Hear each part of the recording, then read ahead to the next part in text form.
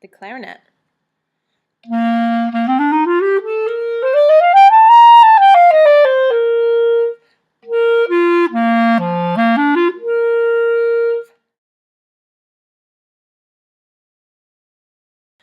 We're going to learn how to put your clarinet together. The first thing is that you have to make sure your case has the handle facing down on the floor. Otherwise, when you open the case, all of the clarinet will fall out. When you have it situated on the floor on a desk, open up your clarinet and all the parts are neatly fitted into a compartment that looks like the same shape. First thing you need to know is what these different parts of the instrument are. In your case, you should have a mouthpiece with hopefully a mouthpiece cover on it, the barrel, two joints, one of them is bigger than the other. The upper joint is the smaller of the two, the lower joint, the bigger of the two, and the bell. Making sure you have all the parts in your case, you will also want to make sure you have cleaning supplies. You'll need cork grease to keep the corks accessible for each other, and you should have a swab, either this type of a swab which we can take through the instrument, or something more permanent like this which will also swab out your instrument. So one of the two cleaners, cork grease, and all of the parts of the instrument.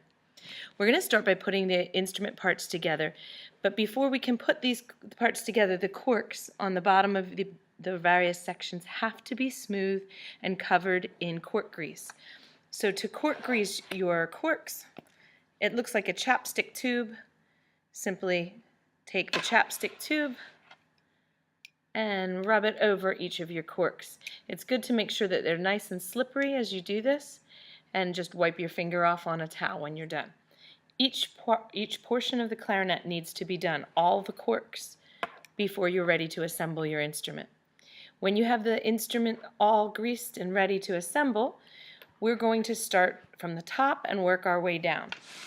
So this part of the instrument, the clarinet mouthpiece, we're going to keep the cover on for now if you have one. If not, it looks like this, and that's all right too. The cork of the mouthpiece fits into the barrel. The barrel has a small end and a somewhat larger end. If you put it in the wrong way, it won't stay in. But if you put it in the proper end, you'll twist a twisting motion and it should slip right in so that it's put together.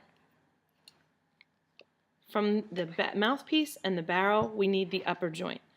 The upper joint is the smaller of the two large sections. It has these keys sticking out at the end of it as well. And you're going to go to the part where the writing is at, and we're going to put the barrel onto this by the same twisting motion we used before. So twist. If you have writing on both parts, you can line them up like so. The next part on the clarinet is a little tricky, and it can be the cause of a lot of mistakes, so please be careful.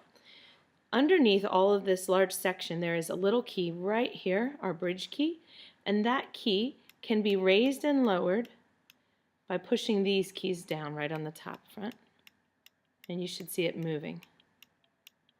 When we twist the next two sections together, you'll want to grasp and push that down so that it raises this bridge key, and it can be lowered on its home on the lower joint.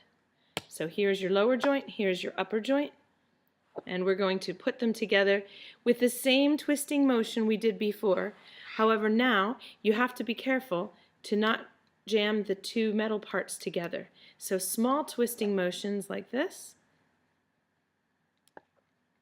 until we have our bridge key safely home, and we can lower, release up at the top, and lower it onto where it belongs. You'll notice, if you've done this correctly, that the holes are all lined up on the front of the clarinet. Our last piece, and easiest piece, is the bell. The bell needs to be twisted onto the bottom, and proper alignment would also have the writing of the bell lined up with the writing at the top of the instrument, like so. Now we have our clarinet assembled.